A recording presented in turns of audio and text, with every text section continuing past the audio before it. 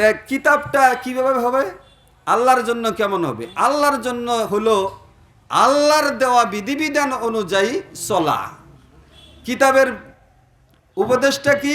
আল্লাহ যে কিতাব অবতীর্ণ করেছেন সেই কিতাবটাকে পড়া, সেই কিতাবটাকে কি করা, সেই কিতাবটাকে ভালোভাবে পড়া জানা।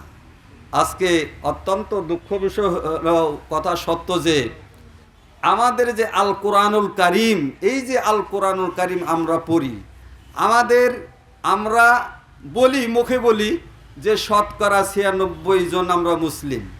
যদি জিজ্ঞাসা করা হয় এই 96% মুসলিম কোরআনুল কারিম সহি শুদ্ধভাবে পড়তে পারে, এর পার্সেন্টেজ কত? দেখা যায় একেবারেই কম। প্রথমেই বলতে হয় আমাদের দেশে বহু তাফসির মাহফিল, ওয়াজ মাহফিল চলছে।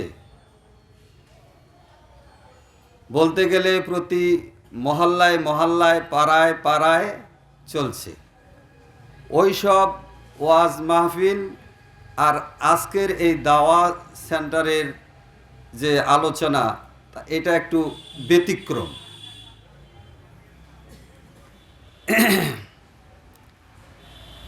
যা হোক, আল্লাহ রব্বুল আলামিন কোরআনুল কারিমে সূরা আলা, যেটা আপনাদের সবারই পরিচিত, বিশেষ করে যারা আহলুল হাদিস, তারা জুমার সলাতে, ঈদের সলাতে 2 রাকাতে 2টি সূরা পাঠ করে থাকি, বা আপনারা শুনে থাকেন সূরাতুল আলা, সূরাতুল গাশিয়া। তো এই সূরা গাশিয়ায় আল্লাহ তাআলা বলতেছেন যে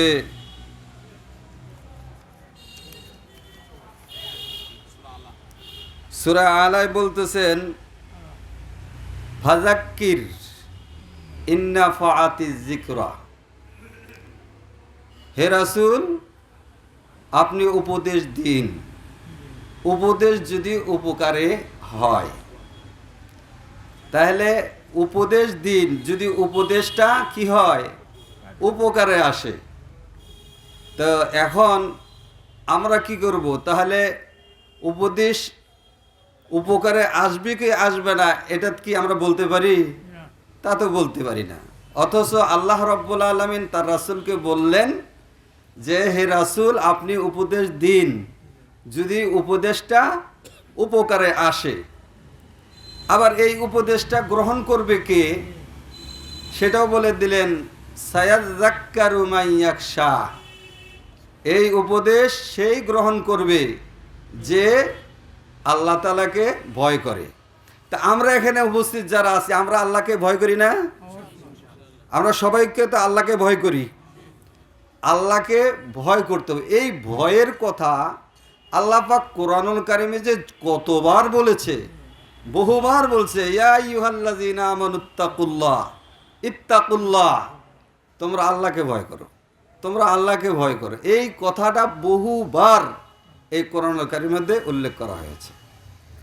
তারপরে আবার আল্লাহ তাআলা সূরা গাশিয়ায় বলতেছেন ফাযাক্কির ইন্নামা আনতা মুযাক্কির, এখানে বলতেছেন আপনি উপদেশ দিন, ইন্নামা আনতা মুযাক্কির, কেননা আপনি একজন উপদেশক, আপনার উপদেশ দিতেই হবে।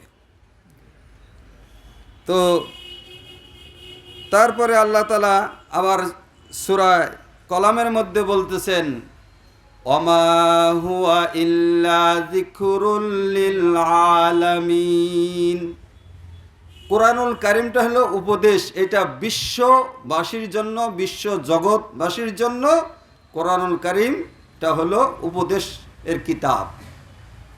এই জন্য আল্লাহ রাব্বুল আলামিন আবার সূরা কাফের শেষ আয়াতে বলতেছেন উপদেশটা দিব কি দিয়ে, সেটাও আল্লাহ তাআলা বলে দিচ্ছে যে কি দিয়ে উপদেশ দিতে হবে। আল্লাহ তাআলা বলতেছেন ওয়াযাক্কির বিল কুরআনি মান ইয়াখাফু ওয়াঈদ, এখানে আল্লাহ তাআলা বলতেছেন, হে রাসূল, আপনি উপদেশ দিন যারা আমার শাস্তিকে ভয় করে, কোরআনুল কারিমের মাধ্যমে।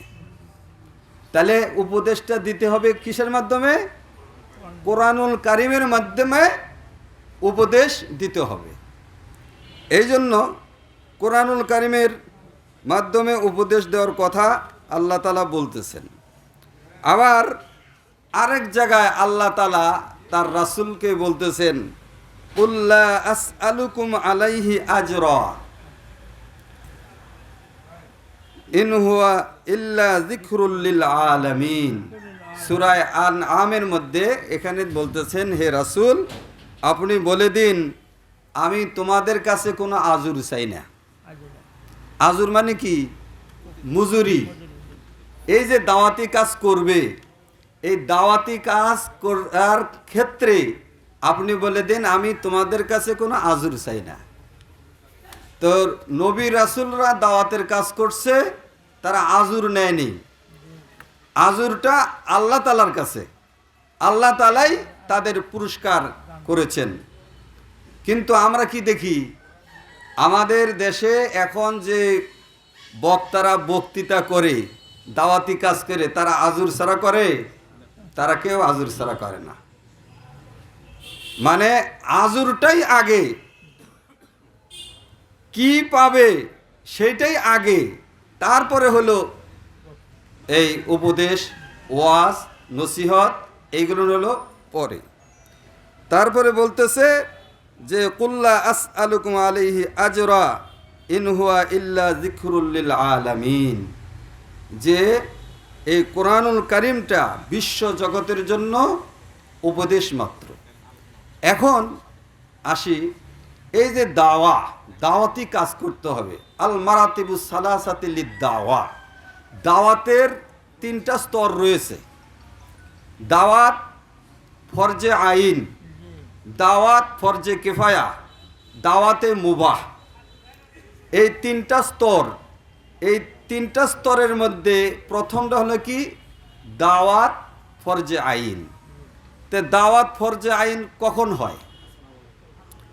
দাওয়াত ফরজে আইন তখনই হবে যখন সমাজে অন্যায় অনাচার মাথা চারা দিয়ে উঠবে, সর্বস্তরে অন্যায় অনাচার থাকবে, ওই মুহূর্তে দাওয়াতি কাজ করাটা ফরজে আইন। এখন যদি আপনাদেরকে জিজ্ঞাসা করি, আমরা যে দেশে বসবাস করি, যে এলাকায় বসবাস করি, এই অন্যায় অনাচারটা বিজয়ী অবস্থায় আছে নাকি ন্যায় নীতিটাই বিজয়ী অবস্থায় আছে? তাহলে আমরা এটা এখন বর্তমানে আমরা বুঝতেছি যে ন্যায় নীতিটাই পরাভূত হয়ে আছে, আর অন্যায় দুর্নীতিটাই বিজয়ী অবস্থায় আছে। তো এমতো অবস্থায় কি করতে হবে?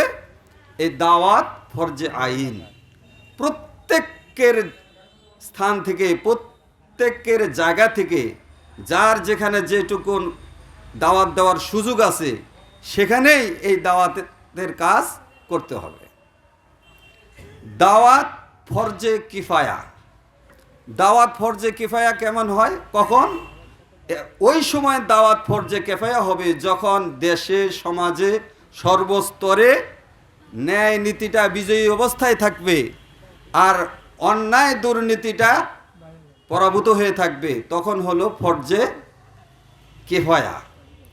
আর দাওয়াত মুবাহ যখন দেশে সর্বস্তরে সব কোনো অন্যায় থাকবে না, শান্তি আর শান্তি, সর্ব জায়গায় হক প্রতিষ্ঠিত থাকবে, কোথাও দুর্নীতি থাকবে না, অন্যায় থাকবে না, মারামারি কাটাকাটি ফাটাফাটি এগুলো কোনো কিছুই যখন থাকবে না, তখন কিছু দায়ী নির্দিষ্ট থাকবে, তারা এই দাওয়াতি কাজটাকে জিন্দা রাখার জন্য তারা কাজ করবে।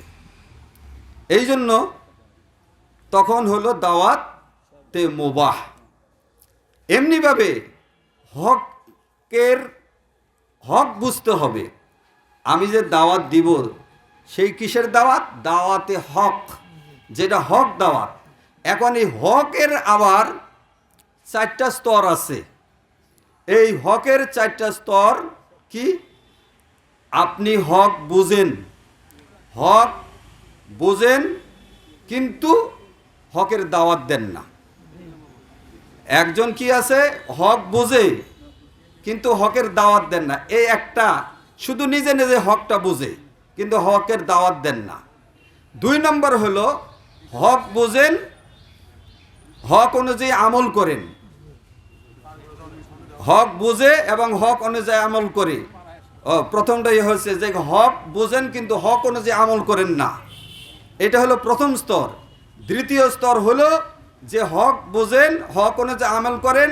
হক কি করতে হবে? এই দাওয়াতি কাজ করতে হবে, এটা করেন না। তাহলে হক বুঝেন, হক অনুযায়ী আমল করেন কিন্তু হকের দাওয়াত দেন না, হকের দাওয়াত দিতে হবে। আবার হক বুঝেন, হক অনুযায়ী আমল করেন, হক দাওয়াত দেন, হককে প্রতিষ্ঠিত করতে গিয়ে জান এবং মাল দিয়ে সহায়তা করতে হবে, সাহায্য করতে হবে। এটা হলো সর্বশেষ স্তর। তাহলে দাওয়াতের 4টা স্তর বোঝা গেল। 1, দাওয়াত, হক জিনিস বুঝলাম, হক অনুযায়ী আমল করলাম, হকের দাওয়াত মানুষকে দিলাম, আবার হককে প্রতিষ্ঠিত করতে গিয়ে জান এবং মাল দিলাম। এটার নাম হলো হক প্রতিষ্ঠা করা লাগবে। তো হকটা কি? আল কোরআনুল কারীম তথা নবী মুহাম্মদুর রাসূলুল্লাহ সাল্লাল্লাহু আলাইহি সাল্লামের সহিহ হাদিস। এই জন্য হাদিসে উপদেশ এর কথা আসছে যে উপদেশ দিয়ে যেতে হবে। উপদেশ ব্যাপারে হাদিসে আসছে আন তামিমুদ দারি আন্নান নবী সাল্লাল্লাহু আলাইহি ওয়াসাল্লাম قال الدين النصيحة ثلاثا। তামিমুদ দারি ইনি বলতেছেন যে নবী সাল্লাল্লাহু আলাইহি সাল্লাম বলেছেন আদ-দীনুন নাসিহা। রাসূল সাল্লাল্লাহু আলাইহি সাল্লাম বলছেন আদ-দীনুন নাসিহা, দিনটা হলো উপদেশ, দিনটা হলো সহমর্মিতা, দিনটা হলো পরের কল্যাণ কামনা করা, এইটার নাম হলো দিন। তো এই কথা বলার পরে জিজ্ঞাসা করা হলো রাসূলকে, কুলনা লিমান, এই উপদেশটা কার জন্য? তখন আল্লাহ রাসূল বললেন লিল্লাহি ওয়ালি কিতাবিহি ওয়ালি রাসূলিহি ওয়ালি আইম্মাতুল মুসলিমিনা ওয়া আম্মাতিহিম। তো তখন আল্লাহ রাসূল বললেন এই উপদেশটা সহমর্মিত হলো আল্লাহর কিতাবের জন্য, আল্লাহর জন্য, কিতাবের জন্য, রাসূলের জন্য, মুসলিম ইমাম আইম্মাদের জন্য, ওয়া আম্মাতিহিম, এবং সকল সাধারণ মানুষের জন্য। এটা হলো আদ-দীনুন নাসিহা। তা কিতাবটা কিভাবে হবে? আল্লাহর জন্য কেমন হবে? আল্লাহর জন্য হলো আল্লাহর দেওয়া বিধিবিধান অনুযায়ী চলা। কিতাবের উপদেশটা কি? আল্লাহ যে কিতাব অবতীর্ণ করেছেন সেই কিতাবটাকে পড়া, সেই কিতাবটাকে কি করা? সেই কিতাবটাকে ভালোভাবে পড়া জানা। আজকে অত্যন্ত দুঃখ বিষয় কথা সত্য যে আমাদের যে আল কোরআনুল কারীম, এই যে আল কোরআনুল কারীম আমরা পড়ি, আমরা বলি, মুখে বলি যে 96% আমরা মুসলিম।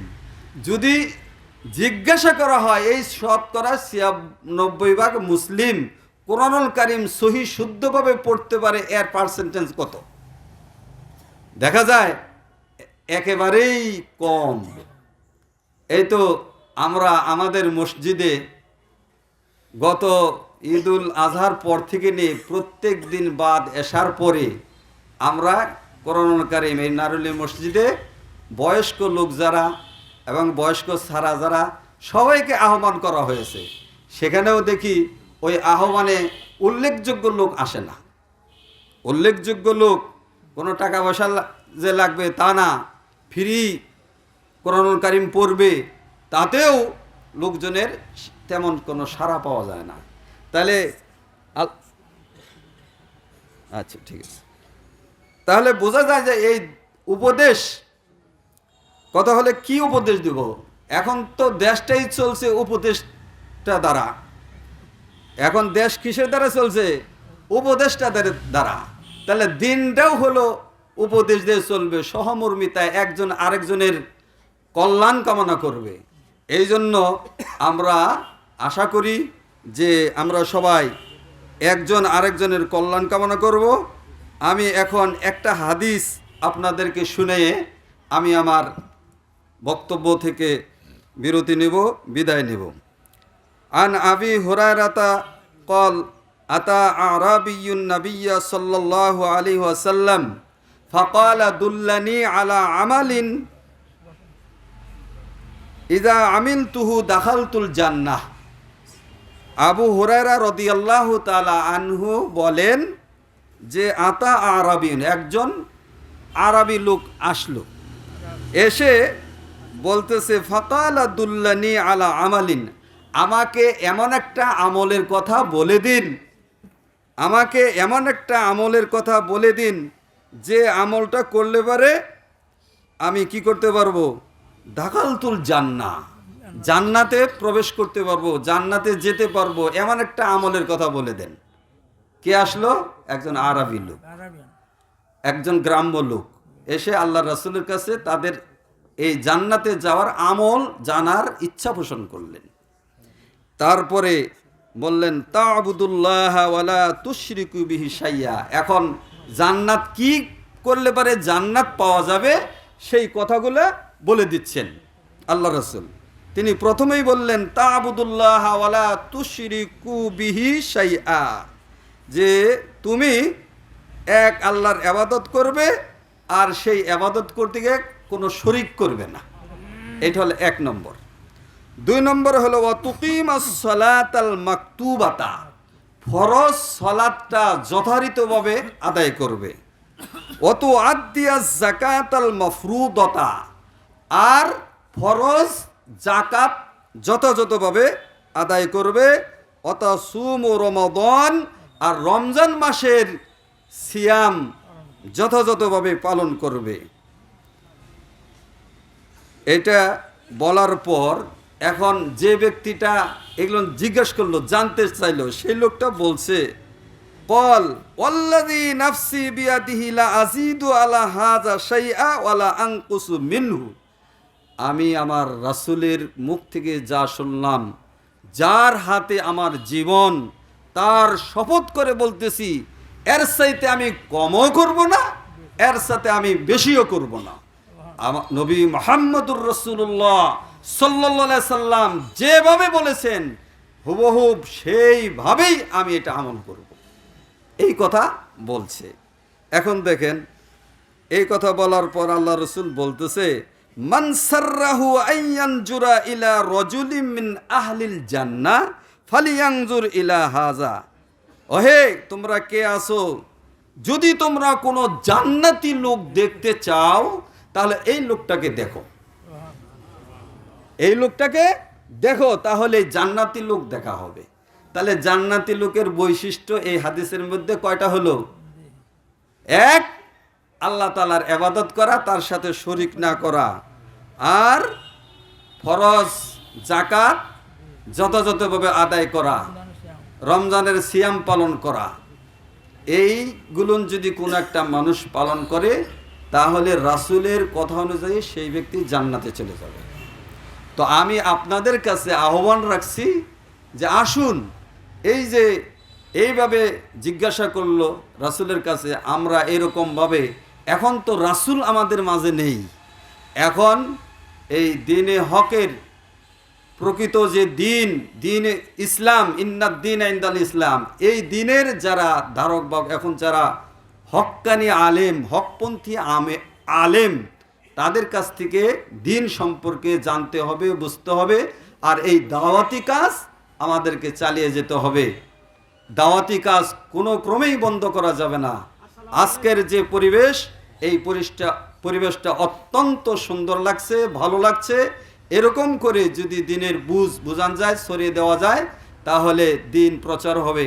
পরিশেষে আপনাদের কাছে আহ্বান রাখছি, আসুন পবিত্র কোরআন, আল্লাহ পাকের আল কোরআনুল কারীম, নবী মুহাম্মদুর রাসূলুল্লাহ সাল্লাল্লাহু আলাইহি সাল্লামের সহিহ হাদিস মোতাবেক আমাদের জীবন গড়ি, ব্যক্তিগত জীবন, পারিবারিক জীবন, সামাজিক জীবন গড়ি। এই উদাত্ত আহ্বান রেখে আমি আমার এই সংক্ষিপ্ত বক্তব্য ইতি করছি। ওয়া আখিরু দাওয়ানা আনিল হামদুলিল্লাহি রাব্বিল আলামিন। আলহামদুলিল্লাহ। এতক্ষণ আমরা শুনছিলাম শায়েখ হাফেজ জয়নুল আবেদিনের আলোচনা। এবার সংক্ষিপ্ত আলোচনা নিয়ে আসছে আমাদের সন্তান সোহাইব বিন আজাদ। সোহাইব বিন আজাদ আমাদের সন্তান, তার কথা আপনারা একটু মনোযোগ দিয়ে শুনবেন।